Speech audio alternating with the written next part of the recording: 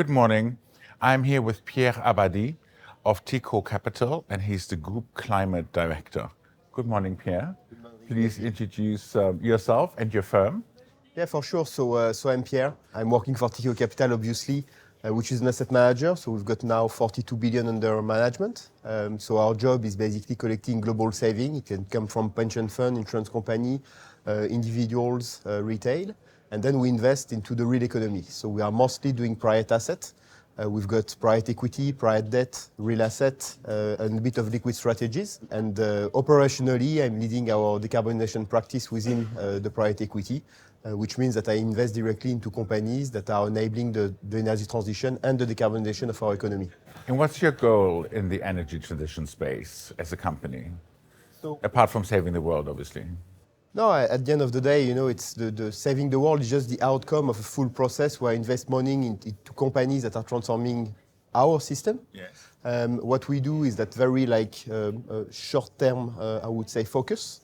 So we try to bend the trajectory of the emission by 2030.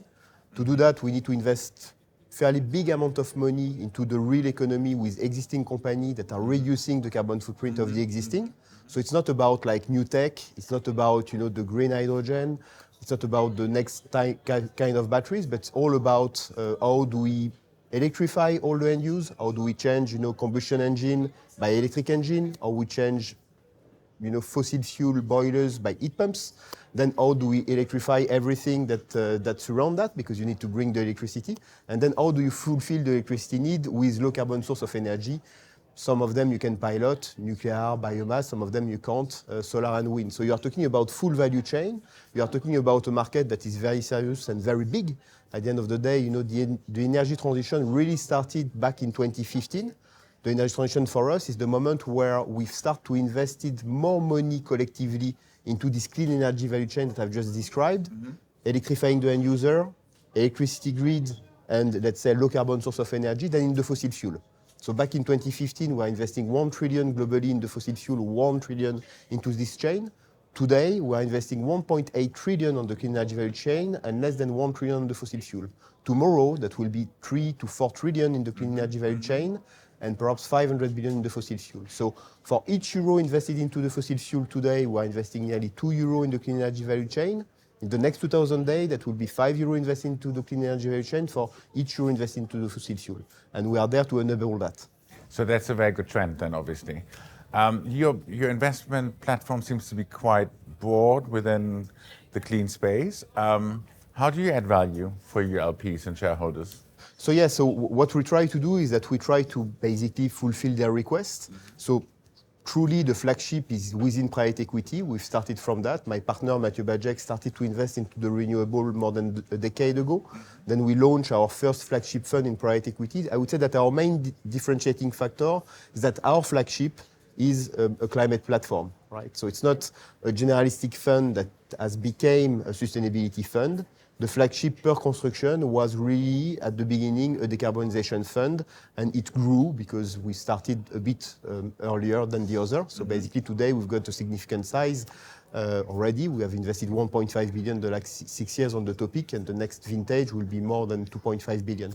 So the core of our strategy is dedicated to the decarbonization, and then we had other LPs that have said, okay, but I would like to do as well private debt, or I would like to do real asset, etc. So as a good climate director, I've been helping the other people within the organization to develop their own strategy in the same framework. So today we've got this platform that is roughly 4 billion euros dedicated to climate and biodiversity, but it's true that the flagship is within private equity, within the decarbonization fund, which is already 1.5 billion for the vintage one. And when you add the start of the fundraise of the vintage two and our fund dedicated to the regenerative agriculture, we are at more than 2.5 billion euro already raised and 1.5 billion invested the last 7 years. Do you think the 2050 climate goals in Europe are in trouble? And what do you think private equity can do to minimize the gap between the target and what is actually going to be achieved? Well, in reality, it's not really like the 2050 goals in Europe, because the goals are collective. What we see from now is that basically we are definitely into the energy transition era. We are investing more money into energy transition than fossil fuel. I think that within the next 2 to 5 years, we are really truly entering into what we call the decarbonization era, which means that for the first time, we'll see the CO2 trajectory starting to bend over. So basically a decoupling from the population growth and the economic growth, thanks to enough systemic change of our economy to achieve this, but it's not the right pace. What we see, you can go into any COP, you can read any report. The net zero is basically a pace where we should divide by 2 our CO2 emission collectively by 2030. Definitely, it's becoming nearly infeasible to do it right now. It's as if we've got perhaps 20 years of delay. So we are going the right direction, but not at the right pace. And my personal, I would say, assumption is that we are going perhaps 3 times slower than what we should do if we want to achieve this pace. So some area we are quite fine. I would say that the renewable development, we are catching up. But the electrification of the end use and especially the electricity grid, we are lacking behind. In fact, on the full chain, you are not tackling the 3 topics, while you've got at some point the bottleneck. We are doing the right things, but since we are going to be late, we are going to have a climate that will certainly raise in temperature more between 2 to 3 degrees, perhaps 3 degrees, which means that we'll have to invest much more money into the adaptation of our current infrastructure to protect them than what was initially expected, because we are not going to basically remain at 1.5, even below the 2 degrees. What can EU governments do to speed up the process? For example, some people always say, it takes such a long time to start a new project because of all the permits you need, or do you think they should be subsidizing more? Or, what would be your ideal scenario for that? The reality, I think it's a bit of a misconception. When you see plenty of area, the area where we need to invest today are clearly Europe and US. Why? Because this is where we emit. And even if we have delocalized our industry, then we are re-importing our goods. So basically, we are the emitter. So when we talk about what needs to be done by 2030, where is it? It's Europe, US. Plus now Europe, with the situation with the Ukrainian war, we've got a problem of energy sovereignty, plus inflation of the cost of energy. So the reality is that most of the investment is not driven by climate, it's driven by sovereignty and economics. What is costing a lot in Europe right now is the price of fossil in an area that is short of fossil. So strategically speaking, we need to disconnect from fossil. The outcome of it is that we fulfill our climate agreement. So this needs to be understood. Then there is another misconception, is that renewable or the transition need to be subsidized. Everything is more or less subsidized, but what is the most subsidized right now is the fossil fuel.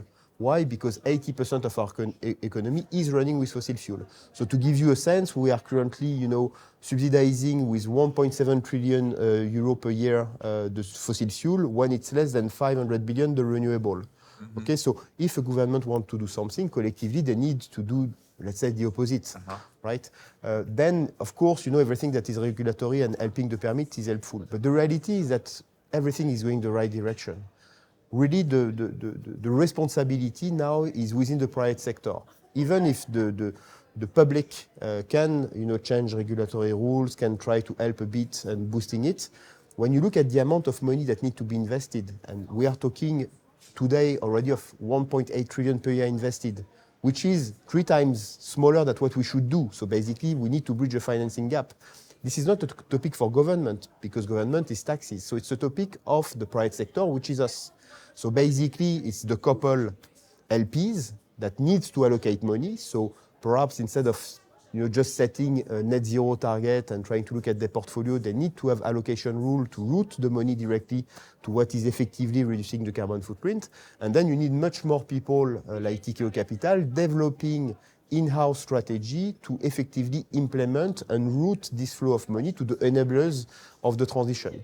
And by doing that, you capitalize full value chain. When you bring equity, then you can start to put a bit of leverage on company, then leverage on project, and then you've got an asset base that starts to develop. It's an economy that is very, I would say, ultimately capex intensive. So you need to have the couple equity, financing the companies, then dropping this equity into the project. So this is another asset class, it's infra, and then raising project debt. But at the end of this process, you have made something, and this something is decarbonizing the economy.